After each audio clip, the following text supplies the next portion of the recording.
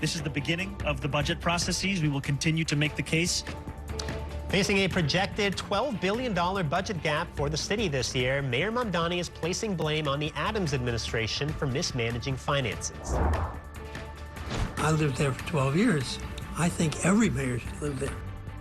Tonight, we are digging deep into the New York One archives to take a closer look at the living arrangements of past mayors, including whether or not they chose to live at Gracie Mansion.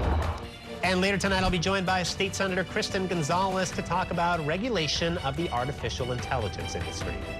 For the best news, debate, and analysis of New York politics, join us inside City Hall.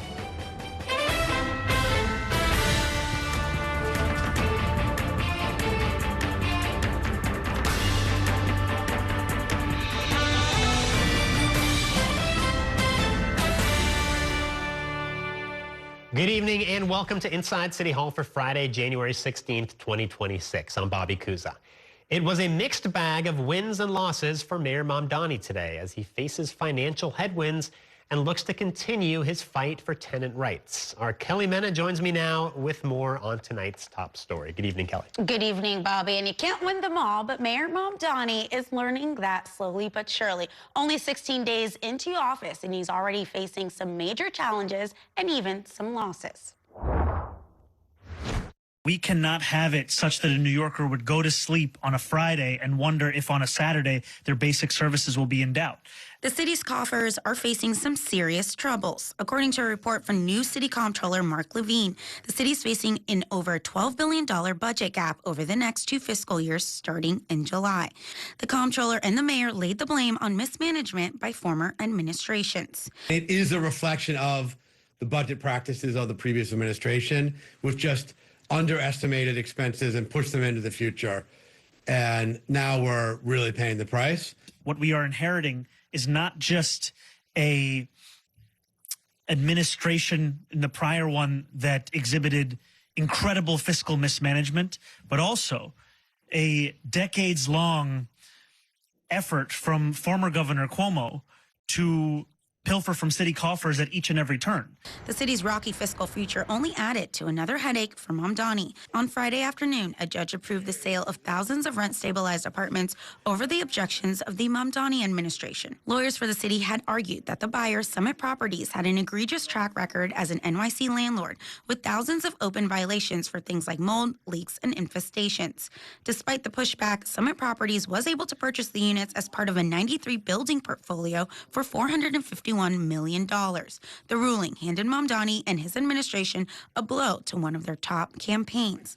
In a statement, Sia Weaver, the director of the mayor's office to protect tenants, said, "This decision does not mark the end of scrutiny on the Pinnacle Group or Summit Properties. The city of New York is going to continue to hold both landlords accountable to the law, support the union of Pinnacle tenants, and work to protect all of New York's tenants in their fight for dignified, safe, and affordable housing." A lawyer for Pinnacle, who sold the building in a bankruptcy auction, said the company, its independent chief restructuring officers, and advisors appreciate the court's recognition that this outcome, achieved in challenging circumstances, is the best available for all constituencies and hopes the city does too. The ruling came down just as the mayor was announcing a win for a different group of tenants. We today are announcing a multi-million-dollar settlement with this landlord to actually rectify these violations. As part of the over $2 million settlement, A&E Real Estate will need to address the hazardous conditions across 14 buildings. If a landlord cannot get to that settlement, continues to operate outside of the law, then we will hold them to account in additional ways. We will be very clear. Safe, livable housing is not a luxury. It is not a favor. It is an absolute right. And some of the tenants that were at that event earlier congratulated and thanked the mayor for putting their priorities first. They said that this lawsuit started many years ago when a tenant died in the building after an elevator stopped working, Bobby. Well, it's interesting because on the one hand, you have the mayor blaming the Adams administration for these budget issues.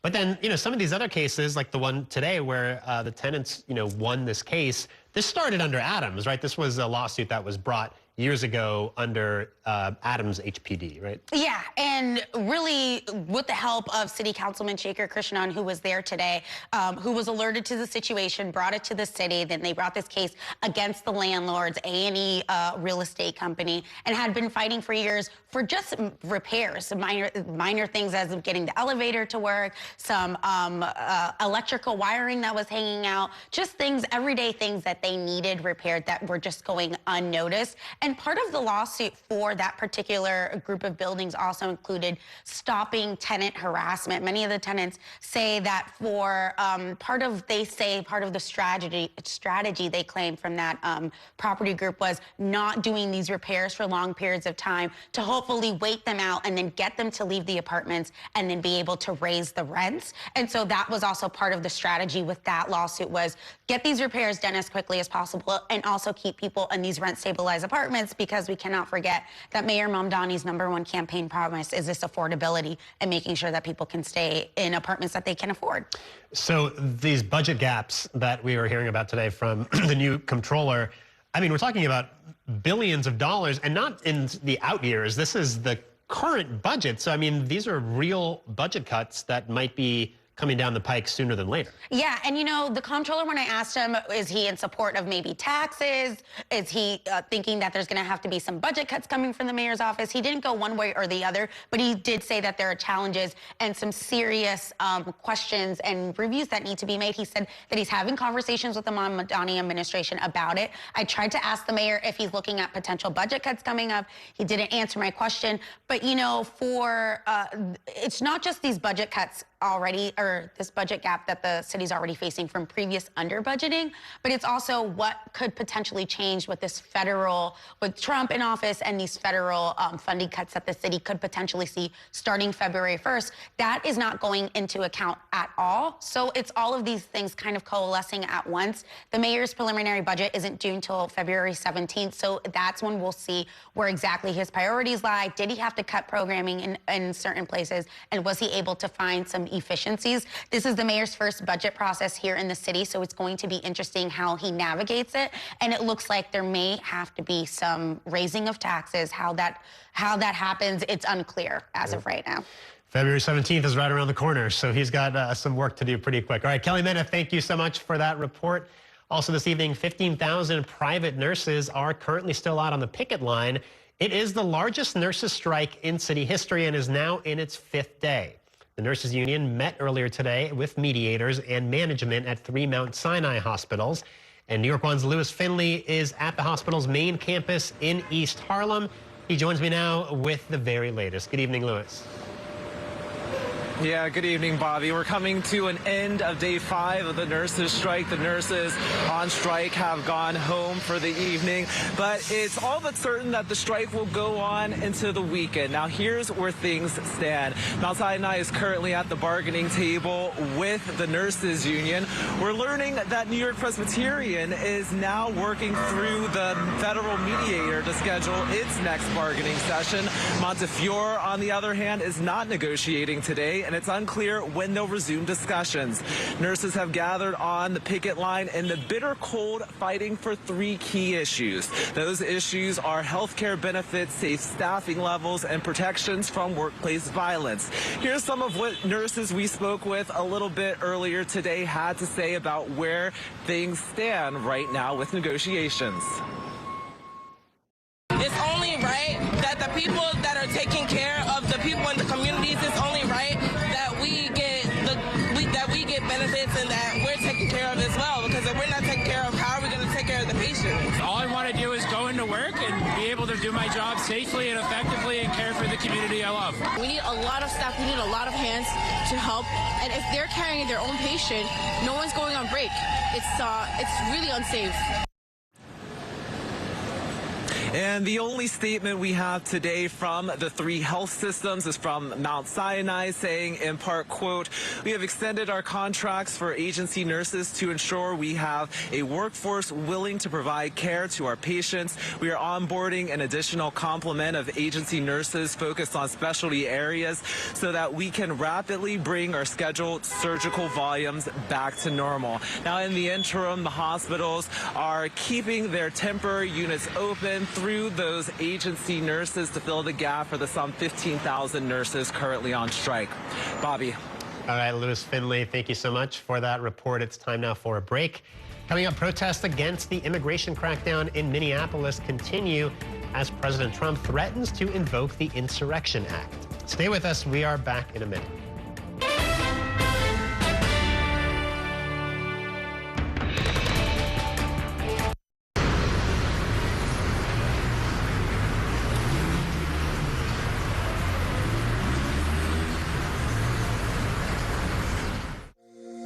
Every day tells a new story. At Mornings on One, we're dedicated to bringing you the stories that matter most to start your day. With in-depth coverage of the day's news. I'm Pat Kernan. Here are the stories we're following. And weather updates every 10 minutes. Tomorrow, some morning sunshine possible. Clouds take over. It's our responsibility to get you the information you need before you head out the door. Mornings on One. Weekdays starting at 6 on the Spectrum News app. Free for Spectrum and Xfinity customers. Spectrum TV, isn't that only live TV? No, it's only all my favorite streaming apps with live TV. Okay. It's only all included at no extra cost. And that's the magic of math. Will this be on the test? Sure. Why not? It's only one simple payment for all our TV. We gotta simplify and win. Winning is equally important. If not, more so. Yeah! Only Spectrum TV, fixed TV. I'm Sandra, this is Jorge, and we were adopted in 2019. I remember when they first came to us, Michael was already a teenager. The whole cliche of they're so lucky to have you guys, and it's the other way around. They have changed our family for the better. They chose to love us. They didn't have to. They chose us. Family. Learn about adopting a teen from foster care. You can't imagine the reward. Visit adoptuskids.org. And that's a look at some of what's in the papers this morning. You done with the sports section? Today's story is about the latest chapter for a beloved local business. It's a beautiful day with temperatures in the 60s, but showers are expected in the next hour. In a city that's always on the go, it's important to stop to hear the stories that connect us. The news that matters to New Yorkers. That's what brings us together. That's Mornings on One. Weekdays starting at 6.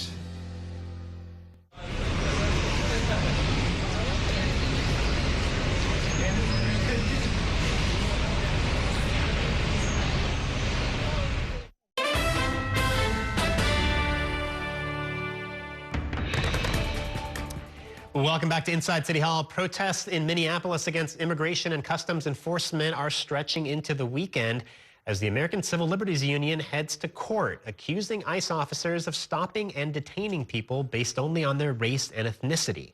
Our national reporter, Evan Kozlov, joins us now with more from our Washington, D.C. bureau. Good evening, Evan. Well, Bobby, we've been monitoring the feeds all day just to see what's happening there in Minneapolis, and there have been some moments of real tension with protesters yelling at what's growing to be a really sizable number of police. And the real focal point has been at the staging ground for ICE operations at a federal building. Take a look. In snowy Minneapolis, a surge of federal officers on Friday are guarding the Whipple Federal Building. This has become the epicenter of protests against immigration enforcement officers, as well as their controversial tactics. The Department of Homeland Security says at least 12 people were arrested Thursday night for assaulting law enforcement. On Friday, President Donald Trump blamed the protest on, quote, troublemakers, agitators, and insurrectionists. He again did not rule out invoking the Insurrection Act, a more than 200-year-old law to send federal troops into the city. That law was last used 33 years ago. If I needed it, I'd use it. I don't think there's any reason right now to use it. But if I needed it, I'd use it. It's very powerful. No! The anti-ICE protest intensified last week after an ICE officer fatally shot Renee Good, a U.S. citizen. 7 days later, another federal officer shot and wounded a Venezuelan man in the country illegally. The Department of Homeland Security says that officer was being assaulted when he fired his weapon.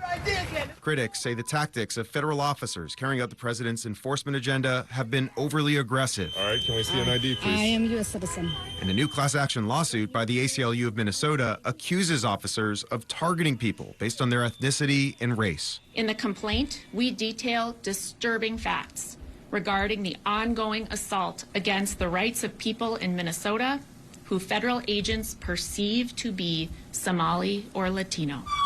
But DHS says that they're making arrests based on reasonable suspicion, not based on a person's background. This is an invasion for the sake of creating chaos by our own federal government. Minneapolis Mayor Jacob Frey criticized the enforcement efforts while testifying on Friday at a field hearing hosted by Democratic lawmakers. This is not about safety. This is not about immigration. This is about sowing chaos on the streets of Minneapolis. This is about political retribution. Now, these protests are expected to continue through the weekend, although an outbreak of bitter cold temperatures may be a factor here. Bobby, it will be single digits in Minnesota with wind chills below zero. It's going to be cold. So, Evan, you mentioned the Insurrection Act, which is something President Trump has threatened before and hasn't actually invoked. That would be a dramatic escalation. Talk about, what that is and how often it's been used before. Yeah, time to dust off the history books here to take a look at the origins. This was passed a long time ago, 1807. Essentially, it empowers the president to federalize the National Guard and deploy troops. And you could do this during a few high-stakes situations, armed rebellion, insurrection, or civil disorder. The last time it was used was back in 1992 when riots erupted in Los Angeles over the Rodney King verdict. George Bush Sr. at the time authorized about 4,000 troops to go into the city. Bobby? Evan Kozlov in Washington, D.C., thank you so much for that report. Also tonight, President Donald Trump threatened new tariffs on countries that don't support his push to acquire Greenland. He spoke earlier today as a bipartisan group of U.S. lawmakers traveled to Denmark to try to diffuse tensions over the president's threats. Spectrum News national political reporter Taylor Popolars has more in this report. At an event about rural health care, President Donald Trump raised eyebrows Friday by presenting a new idea to pressure allies to support his goal of taking over Greenland. I may put a tariff on countries if they don't go along with Greenland, because we need Greenland for national security, so I may do that. It's the latest example of the temperature rising over the president's preoccupation with the Arctic island that is a semi-autonomous territory of Denmark's. Military troops from several European countries have started arriving in Greenland as a show of force against Trump's idea. Several Democratic and Republican members of Congress were in Copenhagen Friday to reassure Danish officials they oppose a U.S. acquisition of Greenland. And to go back to the United States and share those perspectives so that we can lower the temperature and have a more constructive dialogue about the best path forward. And share this message from America. The vast majority, some 75%, will say, we do not think that that is a good idea. This senator from Alaska does not think it is a good idea. The U.S. already has a military base in Greenland, and Greenlandic officials support it. But President Trump insists owning the territory is vital to national security. Even some of Trump's closest GOP allies are struggling to get on board.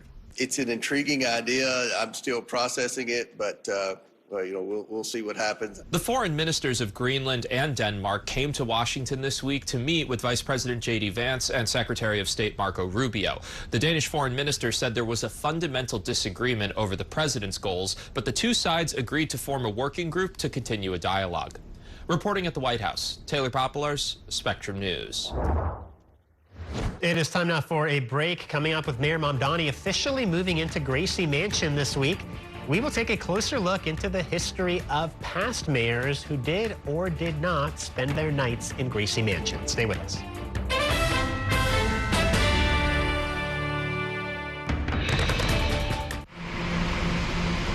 Stand clear of the closing doors, please.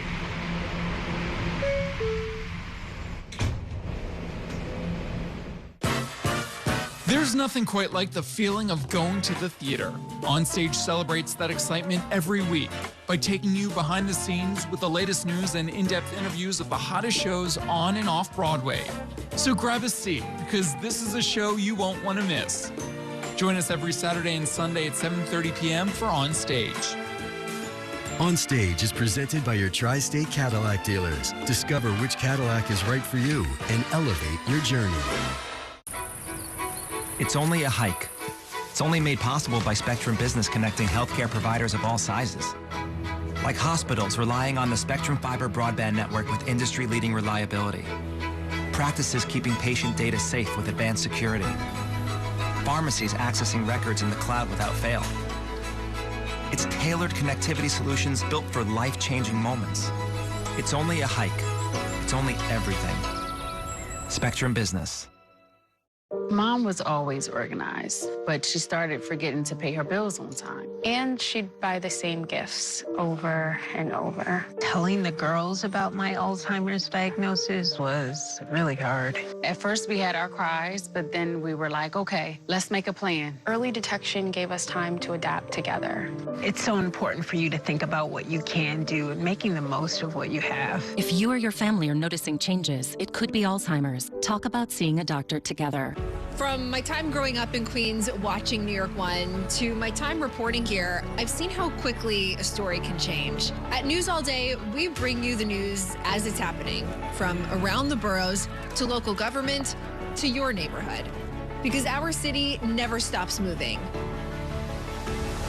Hi, I'm Shannon Ferry with the day's developing stories, but first, stay up to date and informed with News All Day, weekdays from noon to 4.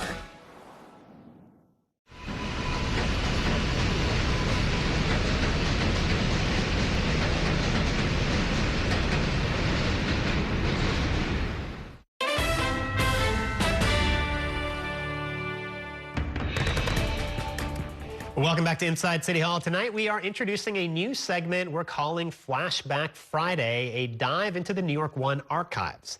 This week, with Mayor Mamdani moving from his apartment in Astoria into Gracie Mansion, we were reminded of past mayors whose living arrangements attracted media attention and controversy, whether they were living in Gracie Mansion or out of it. So with a look back at the housing sagas of mayors past, here is the inaugural installment of Flashback Friday. Monday was move-in day at Gracie Mansion as Mayor Mamdani and his wife Rama settled into their new home along with all their stuff.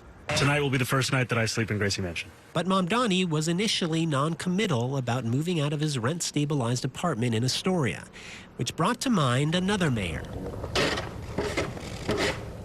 After he was first elected in 2013, Bill de Blasio was reluctant to leave behind his Park Slope row house and some of his cherished neighborhood haunts, like Colson Patisserie, where he'd get coffee and pastries, sometimes before hitting the gym at the nearby YMCA. Eat the croissant, then I go work off the croissant. Before he moved to Gracie, a series of snowstorms meant the mayor had to shovel his own sidewalk again and again, as required by law. This is heavy snow today, Bobby. I'm getting my workout here. I went to the gym first. That was not a good idea. Almost 8 months after taking office, de Blasio and his family finally packed up and, in a rich New York tradition, left their unwanted stuff on the sidewalk for the taking. The mayor himself would then help unload their things at the new place. Another mayor, Rudy Giuliani, also moved in with his wife and kids, but later moved out of Gracie during a messy public split with wife Donna Hanover, who held a news conference outside Gracie Mansion accusing him of infidelity. For several years, it was difficult to participate in Rudy's public life because of his relationship with one staff member. The Daily News broke the story that Giuliani was sleeping elsewhere, as described on New York One. To ensure the mayor could not puncture a hole in its account, the paper assigned 17 reporters and interns to document Giuliani's comings and goings through Howard Coppell's Midtown apartment building. Gracie Mansion became the mayoral residence in 1942 when Fiorello LaGuardia moved in. The only mayor since not to live there was Mike Bloomberg, who stayed put at his Upper East Side townhouse and scolded other mayors for doing otherwise. To take one of the great houses in this city away from the public, I just think is wrong. There are events every day at Gracie Mansion throughout the whole house. If a mayor's family is living there, most of that house, a good half of it, is just not available. Former Mayor Ed Koch told New York One he disagreed. He has his opinion. He's never lived there. I have my opinion. I lived there for 12 years. I think every mayor should live there. I don't have a problem if I could put a migrant family in Gracie Mansion. Mayor Eric Adams never did host a migrant family, but he did report the house is haunted by ghosts. Not that one, or that one. Those were just Halloween parties at Gracie, where mayors have traditionally handed out candy to trick-or-treaters. It's one of many events at the mansion open to the public, from barbecues to t-ball tournaments. Gracie Mansion is the people's house, that everyday New Yorkers should be able to come here and enjoy it. But de Blasio famously continued trekking to the Park Slope Y and to his favorite cafe, though things weren't quite the same. As they say, you can never go home again. Mayor Mamdani, enjoy your stay. It is time now for a break. Coming up, a newly proposed bill aims to better regulate the rapidly evolving AI industry. We will talk with State Senator Kristen Gonzalez, the lead sponsor of the New York AI Act. Stay with us. We are back in a minute.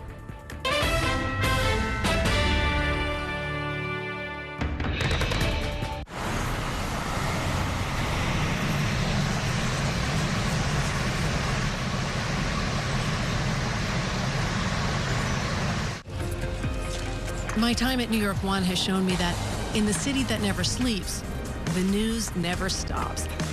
So as the day winds down, turn to the rush hour. Good afternoon, I'm Monica Burke. To catch up on the stories that matter across the 5 boroughs, with in-depth interviews from the city's newsmakers, plus the latest forecast. Catching you up with today, preparing you for tomorrow. Right here on the Rush Hour. Weekdays from 4 to 7 p.m. It's only a slice. It's only made possible by Spectrum, connecting businesses of all sizes, like small businesses, instantly serving up orders and inventory on the Spectrum Fiber broadband network. And factories, seamlessly connecting to farmers in the field with tailored solutions that always deliver. It's only a slice. It's only everything. Get your business free fiber-powered internet forever. Call to find out how. I'm Chris Jakimick. I served in the United States Air Force and I deployed 3 times. So in 2017, I was serving as an Air Force First Sergeant. Our motto in that role is my job is people, everyone is my business. But unfortunately in that year, I would lose my own brother, Lance Corporal Adam Jakimick, to suicide. The majority of veteran suicides are from guns. I store my weapons securely, not only for myself, but for my family. My service never stops. At Spectrum Noticias, we recognize that our New York City community is vibrant and diverse. Spectrum Noticias delivers balanced coverage of the stories that matter in our communities and across the country. Our journalists are based in the neighborhoods we cover, ensuring you get in-depth reporting on what's happening in the places we call home. So join us at Spectrum Noticias. We're always on, always there for you. Now available on your TV. Check your local listings. Also available on the Spectrum News app.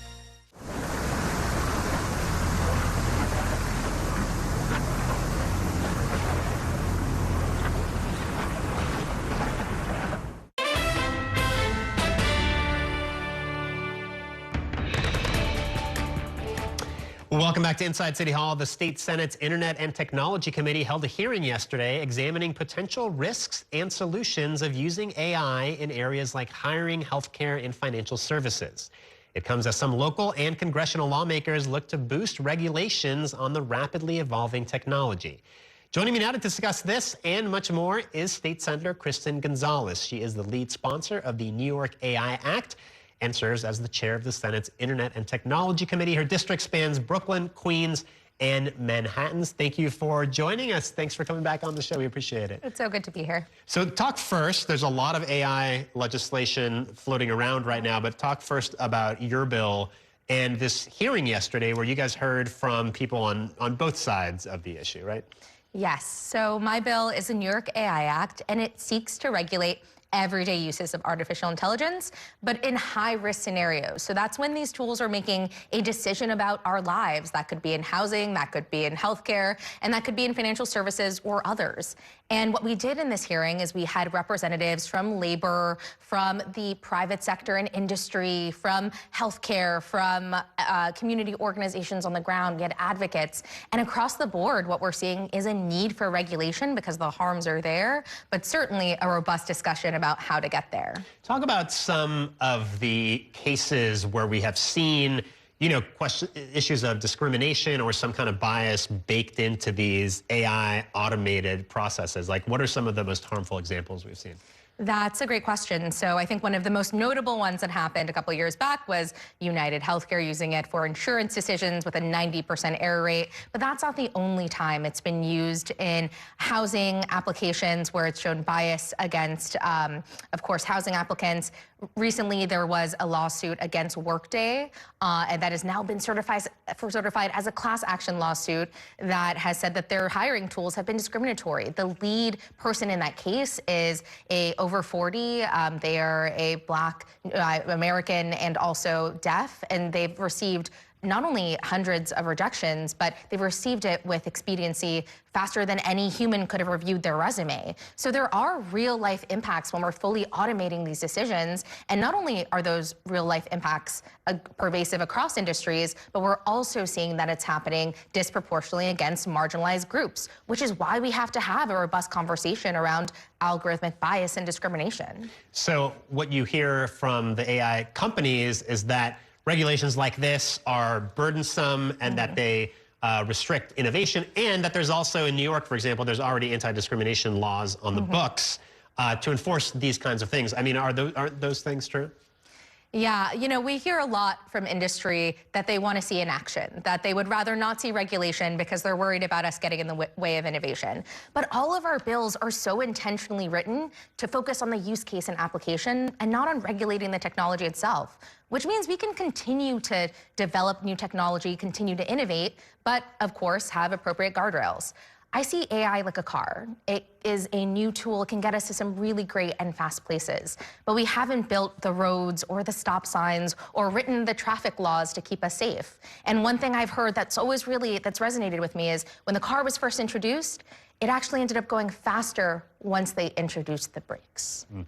So let me ask you about some of the initiatives that Governor Hochul mentioned in her State of the State speech earlier this week. I mean, among other things, she wants to disable AI chatbots that interact with kids. And we've seen, you know, some really horrific outcomes where kids were communicating with AI chatbots and were driven to suicide. Is that an area that you guys are looking at legislatively? I mean, that's a great example of what happens when we roll out these imperfect tools and have no regulation or oversight really whatsoever. We have chatbot legislation that we've been working on with Common Sense Media and with the Attorney General's office, and we'll certainly be negotiating that through the budget. But just like all of the other legislation we talked about, we're hearing pushback from industry on regulating in that space. So we want to make sure that every New Yorker is tuned into this, because it's not just harms against marginalized groups in hiring, healthcare, otherwise. It could be life or death when it comes to things like companion bots. And then the other thing the governor talked about is deep fakes in politics. I mean, we've already seen this in political campaigns where there's AI-generated images and videos that are confusing people and making them think that candidates have done things that they haven't actually done. So there needs to be, according to the governor, more disclosure and an actual ban on some types of deep fakes, right? Now, you know, this is something I like talking about because the state has actually taken action.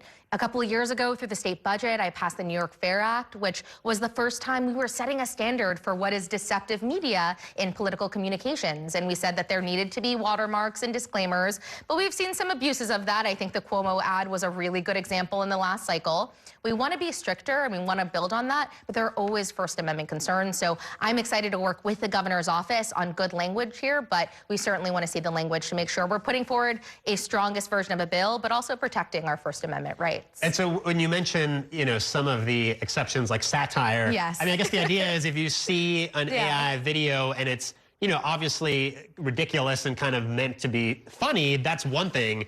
Where real disinformation is something else, I guess, where you're actually leading the viewer to think that they're seeing something that's not real. I mean, it's hard to make that distinction. That was part of our standard. I mean, that was part of the conversation. What does it mean to have deceptive media? For us, it means reasonably trying to convince a voter that something happened that didn't happen. So that's our current standard. But again, we can get stricter based on maybe what the governor's office wants to do. But there is, I think, a spectrum between misinformation and really trying to make voters believe something happened versus, of course, political satire, which is part of our democracy and part of our democratic process. And then with disclosure, I know this was an issue in your previous legislation where people can disclose that it's AI, but the type is so small that the average person isn't even going to notice that it's there. Yeah, well, in our bill, we said that it had to be the same size font as other fonts in the ad, and it had to be visible. But I think, again, Cuomo is a good example. We didn't see that in that advertisement, and we actually don't think it was really in accordance with the law. But ultimately today, what we've provided is if you're a campaign that's been impacted by this or a candidate, you can have injunctive relief, which really just means you can, seek legal action, have it taken down immediately. But we need more campaigns actually exercising that in order to start regulating that misinformation.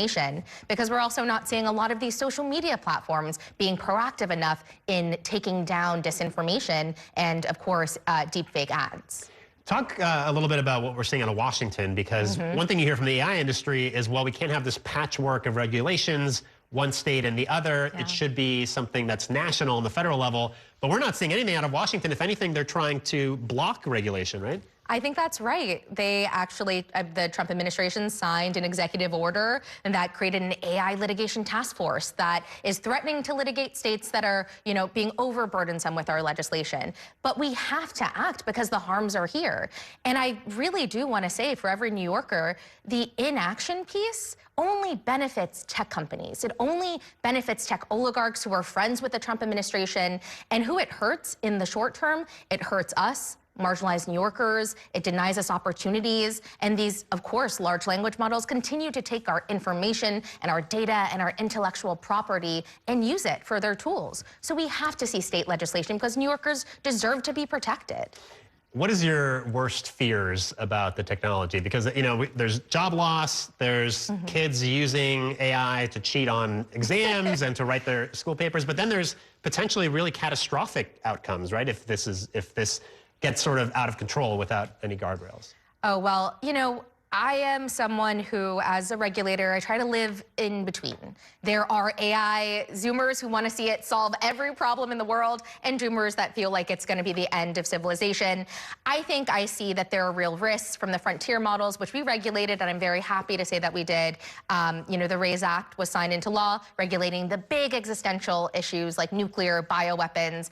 But what keeps me up at night are the everyday uses, the chatbot interactions, and AI psychosis, which is documented, the use of AI in therapy, the use of AI, again, in automated decisions in high-risk scenarios that can really deeply impact people who are already disproportionately impacted. And of course, another thing I think about is our workforce and the potential for automation, as well as the impact on our climate. So you're going to see a lot more on workforce development, but also on the data center piece. All right, a lot of work ahead for you. State Senator, thank you so much for joining us tonight. Thank you for having me again. All right. It is time for a break. Coming up, I will turn back to Mayor Mamdani's busy first 2 weeks in office when I'm joined by 3 top reporters in our Friday Reporters Roundtable. Stay with us.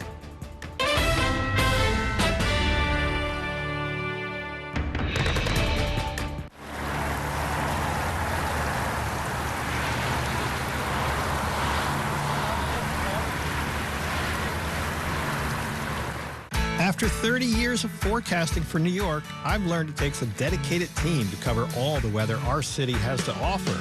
As chief meteorologist at New York One, I'm honored to be able to help New Yorkers plan their day. Morning, noon, or night, our team is here to bring you accurate forecasts you can count on, from severe weather updates to our Weather on the Ones. Watch the New York One weather experts with your Weather on the Ones on your TV and on the go with the Spectrum News app. Your entertainment the way you want it. With Spectrum TV, all these streaming apps are included at no extra cost. So you can watch anything. Movies, series, sports, reality, news. Here's a look at today's top stories. Exclusive originals. We await your orders. And even more of your favorites with live TV. Stream across your devices and enjoy anywhere. See you later. Get it all with Spectrum TV. I'm an ex-drug dealer, and I'll be your sub today.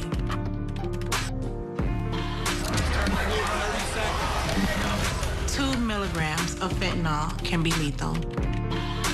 A lethal dose is in here. Who gets it, I won't know. It's cheap, it's potent, and it's profitable. The sad reality is fentanyl is being mixed into everything now. More kitchen now. My father was a New York City firefighter. My mission, like his, is to serve New Yorkers in a city that doesn't stop when the sun goes down.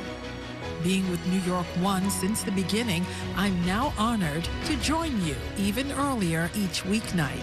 Starting at 8 with New York Tonight, we'll explore the latest news developments, followed by New York One at 10 to wrap up your day. So join me each weeknight starting at 8 right here on New York One.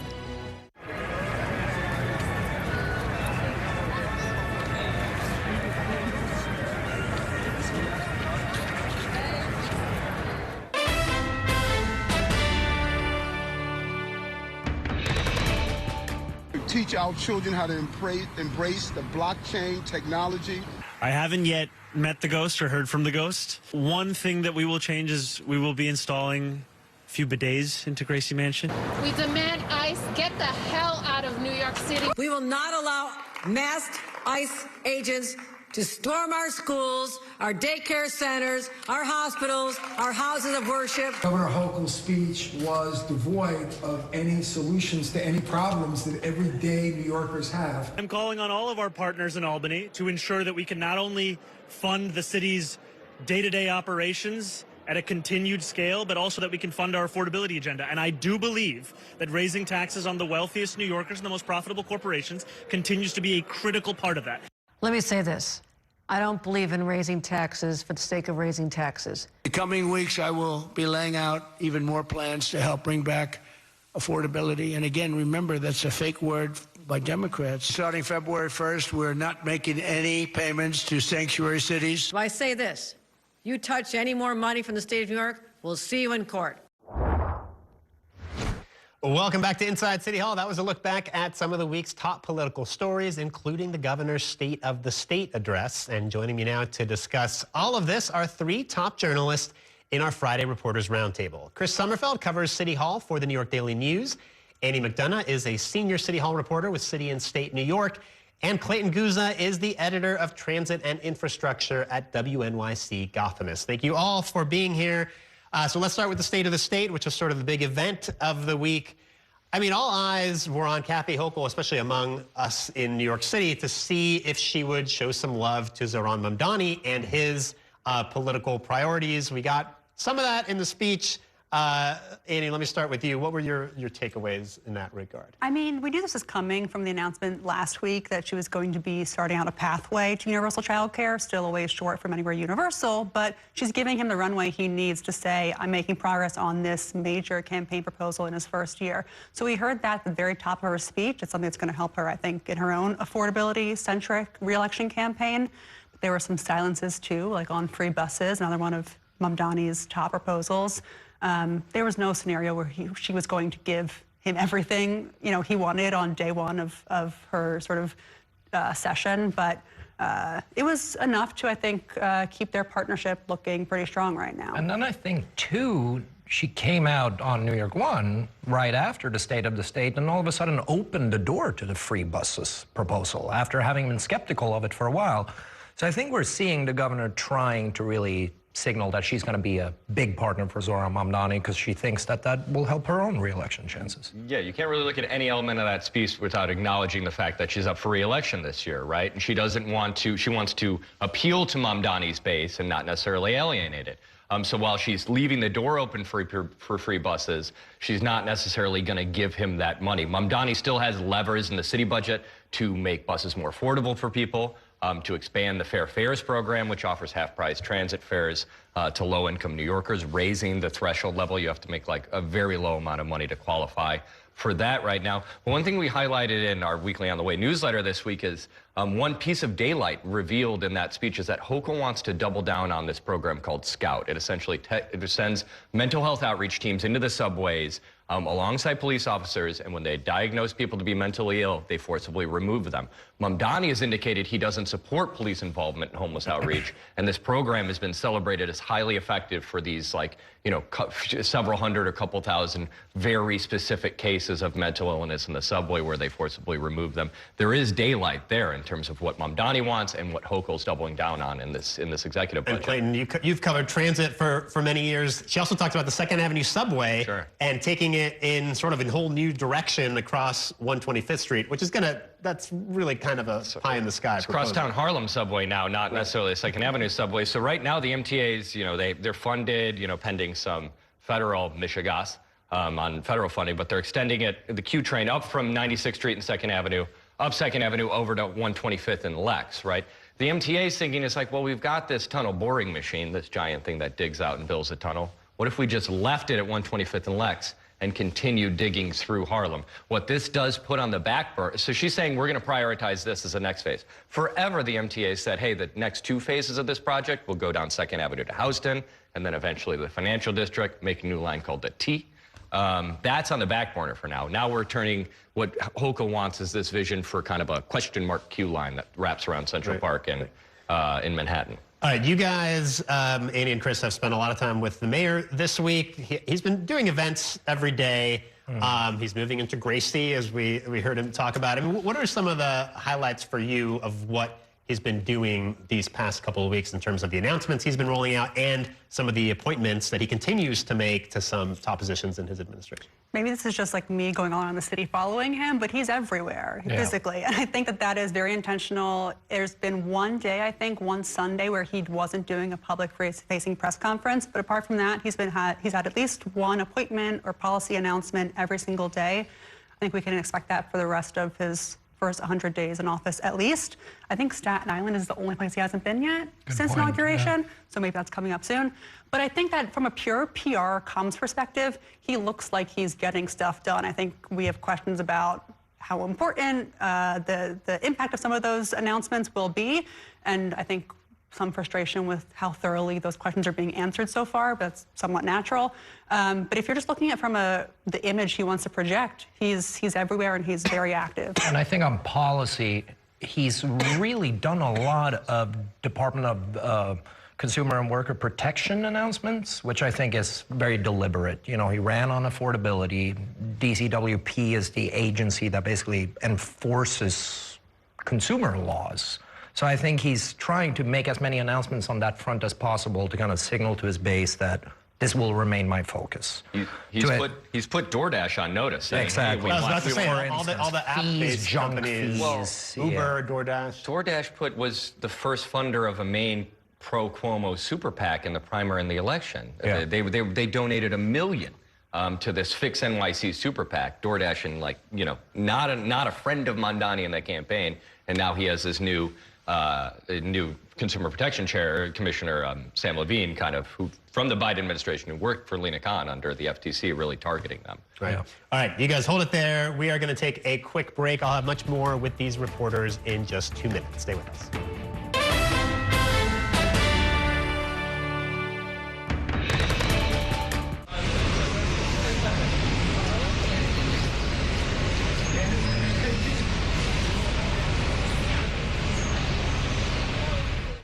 We have so many ways to stay connected. A single touch can bring us closer to the families we love, the friends we know, and the city we share. And Spectrum helps us keep connected throughout the day, every day. Including more ways to watch New York One as a Spectrum Internet customer. Watch Spectrum News New York One on the Spectrum News app, available on all your favorite devices. There's an international travel plan with Spectrum that was an additional $10 a month, as opposed to paying a ridiculous amount per day for roaming fees. This literally felt like my old phone carrier was reaching their hand into my wallet and just helping themselves to some of my cash. I like having no surprises when it comes to my cell phone bill. And with Spectrum, that's been the case. So it's saved me a ton of money. Real customers, real savings. To see how much you can save, visit spectrum.com/save.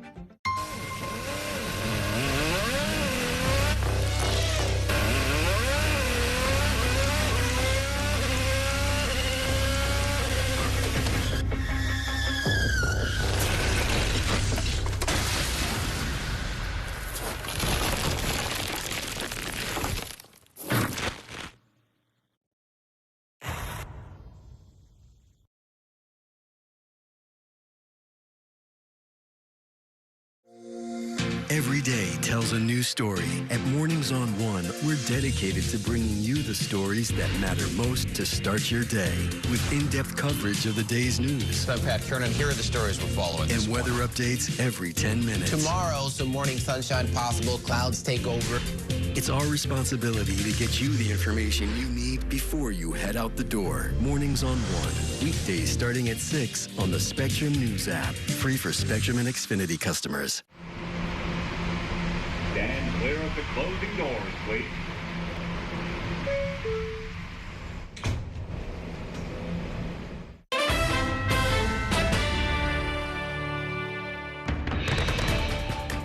Welcome back to Inside City Hall. I'm once again joined by my reporters roundtable, Chris Sommerfeld, A&E McDonough, and Clayton Guzza. So let's talk some more about Zohran Mamdani. He sort of got into this spat this week with Congresswoman Nydia Velázquez, who is an ally of his. She endorsed him early on in the campaign. Yeah. But they are sort of on the opposite sides of a bunch of Democratic primaries where Mamdani is supporting DSA candidates. She is not. I mean, what do we make of this? There's this bad blood all of a sudden so early on. He's definitely jumping into these electoral politics battles that I think some people are saying slow down, focus on the work ahead of you at City Hall. You're sort of picking fights and taking risks where you don't need to be right now. I think the other argument to that is that was part of his pitch to DSA, is to grow DSA, to grow socialists in office. So it's not entirely surprising and probably welcomed from that perspective. But, I mean, we'll see how many more battles he jumps into and whether those risks pay off for him. But it's certainly pushing some people the wrong way. And I think it shows this lingering tension that's been happening on the Democratic left for a long time. Progressives versus socialist progressives. There is still a distinction, and we're seeing this play out more and more. It's not just Nydia Velázquez's seat. There's even local races, like in State Assembly District 34, where Mamdani is supporting Abir Kawas, a Palestinian-American activist and DSA member, against the wishes of the incumbent, the outgoing incumbent, who's supporting her chief of staff for that seat. So there's this continued friction between those two sides. And I think Mamdani, from the viewpoint of a lot of people, is making a little bit of a misstep by getting so involved in primary Although worth noting that Mamdani also sort of quashed this effort by Chiosei to run against Hakeem Jeffries. So in that case, he was sort of protecting the establishment congressman. So it's not, hasn't been totally consistent. And I think that's because he's, at the end of the day, he's also a pragmatist in certain respects. He knows that it would be very, very hard for Chiosei to win that race. So while he's an ideologue, he's also open to be pragmatist when he knows that the odds are bad. Hakeem's seat's not open. I mean, this seat's open. I mean, while he did endorse Lander in the Goldman race, which is going to be a competitive one, but it's also, it's payoff for Lander for helping his campaign. Lander and like the bromance, you know, he didn't bring Lander to the administration. There was some friction there that's well documented by our organization and others. But now the payoff is Lander gets his endorsement in this congressional run. But it's, you know, he's a DSA guy at the end of the day. He's the, you know, he's the biggest elected official in the country that the DSA's ever put up there. He's a big cadre candidate, and there's expectations, and I think he firmly believes in this to a degree. I mean, the biggest faux pas that I saw is he didn't call Nydia. Right. You got to call. You got to give her a heads up. You got to call. You got to. I would call you. All right, let's talk about my favorite story of the week, which is Eric Adams, who only went away for like less than 2 weeks, and then showed up in Times Square to hawk this new crypto coin.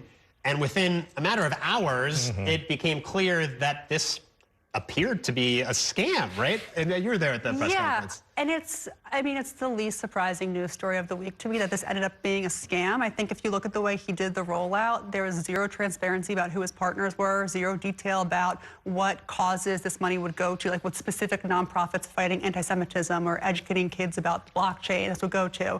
There was a website that launched that linked to a white paper that didn't exist about what this would look like.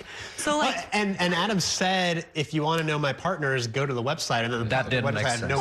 Wasn't there. So I think that, like, I didn't know what a rug pull was or what these other kinds of frauds looked like, but I wasn't surprised to see it crash. They've denied it was a rug pull. I don't think we're going to get straight answers from him because he can avoid us now much more easily when he's out of office.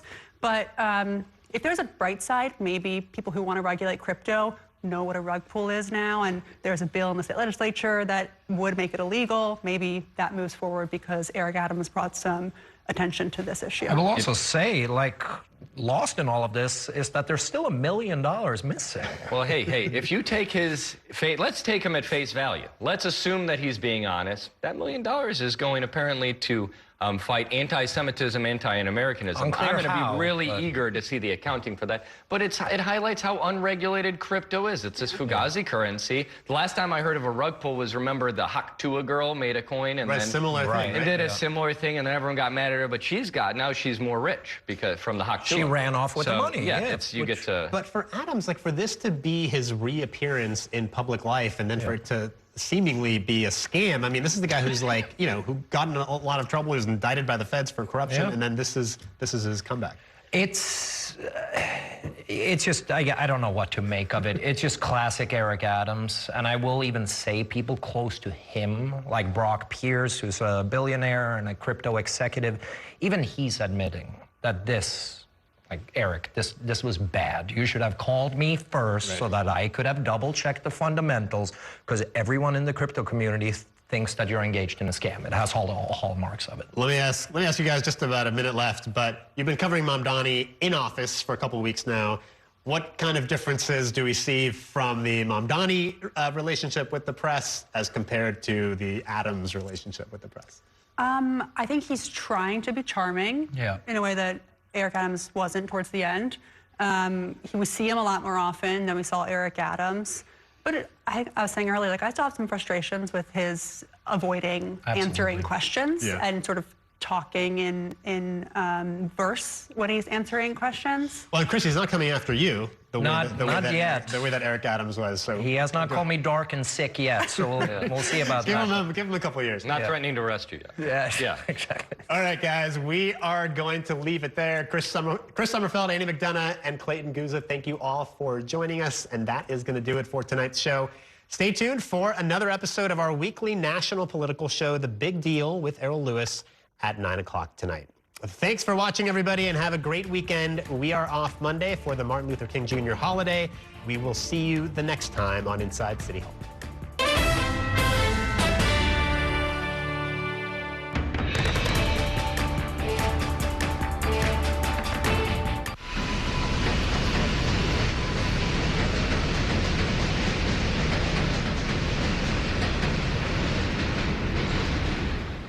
And that's a look at some of what's in the papers this morning. You done with the sports section? Today's story is about the latest chapter for a beloved local business. It's a beautiful day with temperatures in the 60s, but showers are expected in the next hour. In a city that's always on the go, it's important to stop to hear the stories that connect us. The news that matters to New Yorkers. That's what brings us together. That's Mornings on One. Weekdays starting at 6. Your entertainment the way you want it. With Spectrum TV, all these streaming apps are included at no extra cost. So you can watch anything. Hey, brother, be careful. Movies. I've got this condition where I don't feel pain. You're a superhero. Series. There was another murder in the building. Sports. Reality. Here's to a summer you'll never forget. News. Here's a look at today's top story. Exclusive originals. You await your orders. Even more of your favorites with live TV. Welcome into First Take. Stream across your devices and watch anywhere. At home or out and about. It's the entertainment experience you've been waiting for. Streaming apps included at no extra cost. Just got that, pal. Get a good look. With live TV and on demand. All together, all in one place for you to enjoy. It's whatever kind of adventure we want it to be. Get it all with Spectrum TV. There's nothing quite like the feeling of going to the theater. Onstage celebrates that excitement every week by taking you behind the scenes with the latest news and in-depth interviews of the hottest shows on and off Broadway. So grab a seat, because this is a show you won't want to miss. Join us every Saturday and Sunday at 7:30 p.m. for Onstage. On Stage is presented by your Tri-State Cadillac dealers. Discover which Cadillac is right for you and elevate your journey.